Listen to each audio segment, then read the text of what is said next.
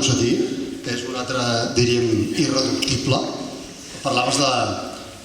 Si jo hagués dit això fa 2 anys, segurament la meitat s'haurien aixecat i haurien marxat. O un terç, perdó. Ben contents,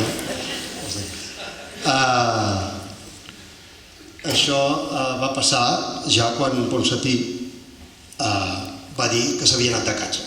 Recordo que hi havia unes crítiques ferotges, com pot dir això?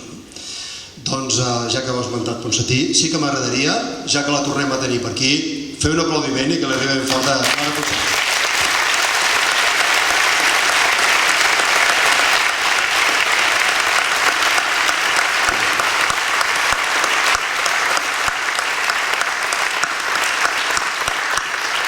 Ahir fins i tot dèiem, home, està per aquí, potser fora bo intentar contactar-la, però avui tenia sessió al Parlament Europeu, per tant no pot estar aquí.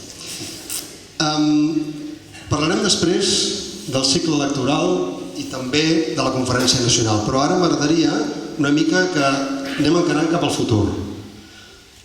Què fem a partir d'ara? Estem remuntant. Tu, Josep, de vegades has parlat de les 3 vies. Del pacte amb l'Estat, de la desobediència civil o de la ruptura unilateral. Ho pots explicar? I també us demanaré a la resta això. Què fem a partir d'ara? D'on som, d'aquesta diagnosi que heu fet? Bé, sí, jo deia que el camí cap a la independència és com una carretera de 3 carrils que evidentment no tots porten a la independència, però d'alguna manera en el nostre imaginari existeixen els 3 carrils.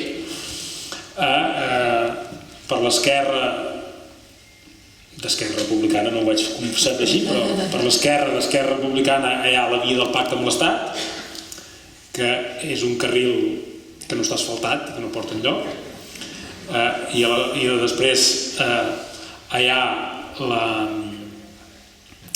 ruptura unilateral, que és l'únic camí que porta a la independència, és aquell que d'aquí un parell de quilòmetres ja només la carretera ja només té aquell carril, ja no té cap més, i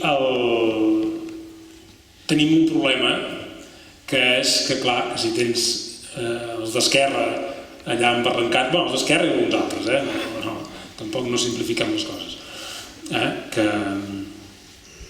alguns a vegades sacsegen l'arbre i els altres posen la mà per també beneficiar-se'n. Però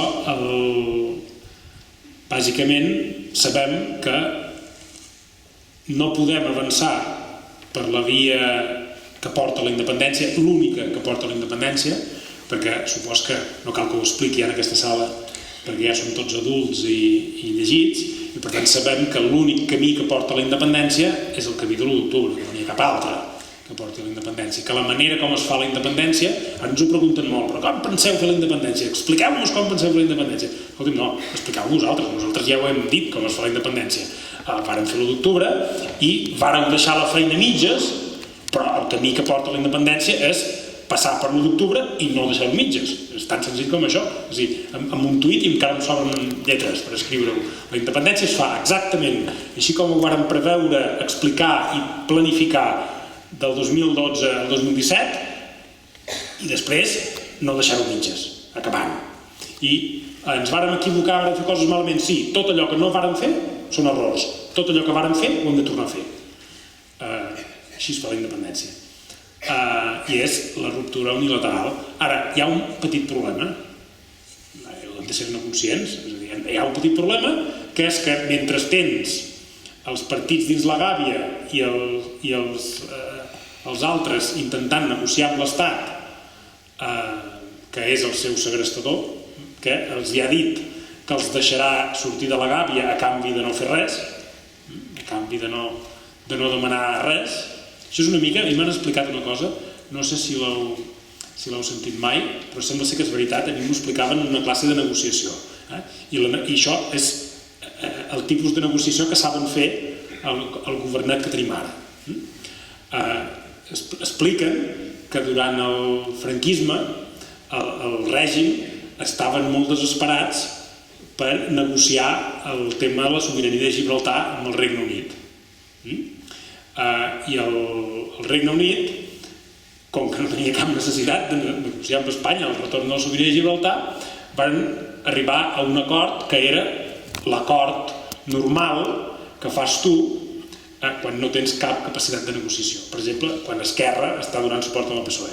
I l'acord que va fer el Regne Unit amb el règim franquista consistia en farem una reunió per parlar de la sobirania de Gibraltar amb una única condició, que és que a la reunió no es parlarà de Gibraltar. És a dir, i sembla ser que això és cert, i per tant, diguéssim, Espanya, el règim espanyol se'n va anar al Regne Unit a dir que feia una reunió per parlar de la sobirania de Gibraltar i la condició perquè es fes aquella reunió és que no es parlaria de Gibraltar, que podien parlar el que volguessin.